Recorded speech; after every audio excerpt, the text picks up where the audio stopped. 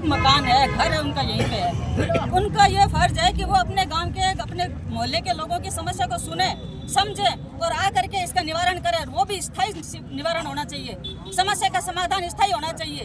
केवल क्या आश्वासन देने से कुछ नहीं होता। हम लोग डूब रहे हैं, हमारे बहन भाई सारे डूब रहे हैं, मोहल्ले के घरों में लोगों के इतने तक पानी आ गया, मकान भी टूट गए, जो कच्चे मकान थे या पुराने मकान थे वो टूट गए। तो इसका क्या समाधान है? समाधान होना चाहिए स्थायी समाधान होना चाहिए, चाहे किसी भी तरीके से हो। मैं किस्मी देसर से बोल रही हूँ। किस्मी देसर के सब निवासी हम लोग, हम किस्मी देसर से ही बोल रहे हैं। और अर्जुन राम का गांव किस्मी देसर है, वो उनको पता है, सबको पता है। हाँ, उनका भी पैतृक गांव जो है अर्जुन राम जी का यही है, किस्मी देसर। वो वोटों की बात कर रहे और उनको शर्म आनी चाहिए। वो कह रहे हैं मैंने वोट नहीं दिए, इससे मैं काम हैं। बोलो ये बात भी सुनने में आई है कि एमपी साहब कह रहे हैं कि मेरे को वोट नहीं दिया यहाँ से। वोट नहीं दिया तो कैसे जीते हो? कोई एक दो ने अगर वोट नहीं दिया, इसका मतलब ये हो गया कि मोहल्ले के लोगों ने वोट नहीं दिया आपको? ये बोलो कि गांव में आएगा। नहीं मिला, ये रीजन बताओ।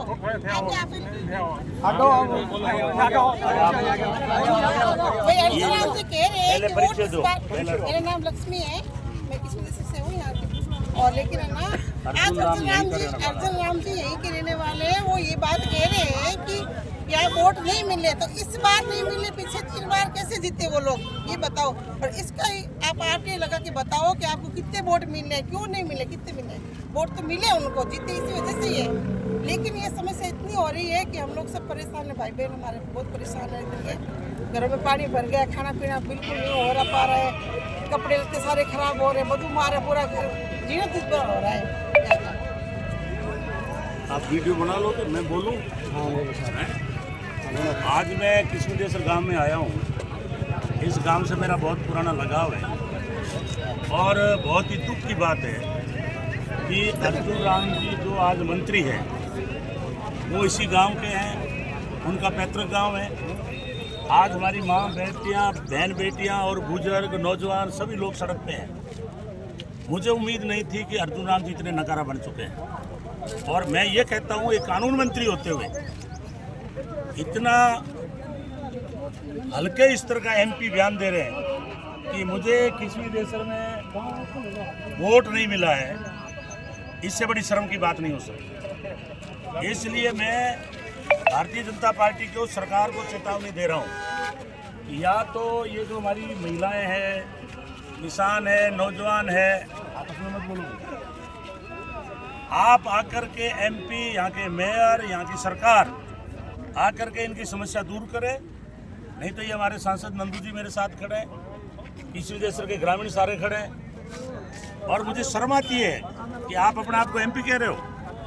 मैं कह रहा हूँ अर्जुन राम जी, मेरा आरोप है कि भारत के अंदर आपसे नकारा निर्लज कोई एमपी नहीं मिलेगा। आप भारत में पहले एमपी हो जिनके गांव की ये दुर्दशा देखकर हर आदमी को शर्म आती है। आपको शर्म नहीं आ रही है? आप आए दिन बड़े बड़े बयान दे रहे हो, बड़ी बड़ी बातें कर रहे हो। आरक्षण आज कानून में खत्म हो रहा है और आप मोदी की पैरवी कर रहे हो। और दूसरी तरफ आपका जो पैतृक गांव है, या तो आकर के इनकी समस्या सुन करके यहाँ सिविल लाइन की जरूरत है, सिविल लाइन डालो, पुल की जरूरत है तो पुल बनाओ, चाहे यहाँ बिल 20 करोड़ रुपए लगे, 50 करोड़ रुपए लगे, लेकिन ये प्रॉब्लम दूर होनी चाहिए। अन्यथा मैं इन किस्मी देसर के लोगों से मीटिंग कर रहा हूँ साथ करके, और कलेक्ट्री पे धरना दूंगा। और जब तक इस समस्या का निस्तारण नहीं होगा, हम वहाँ से धरने से नहीं हटेंगे। और आप जो कह रहे हो ना मुझे किस्मी देसर में वोट नहीं मिले, किस्मी देसर में वोट आपको इसलिए कम मिले हैं कि आप जैसे व्यक्ति को ये जानते थे कि आप कितने कमजोर आदमी हो, ये जानते थे कि आप किसी कर्म के नहीं हो, इसलिए आपको वोट कम मिले हैं। और इस बार भी आप ईवीएम मशीन से जीते हो, फर्जी वोटों से जीते हो। मैं आपको चेतावनी दे रहा हूँ, आज इस किस्मी देसर सहित बीकानेर में जो भी अतिवृष्टि हुई है, जहाँ पानी गिरा है, मकान टूट गए, मैं कल खाजू वाला था, वहाँ फसलें नष्ट हो गई, पूरे जिले का हालात खराब है। और जब किस्मी देसर को मैं देखता हूँ तो सारी जगह जो है इससे ज़्यादा नुकसान नहीं हुआ है।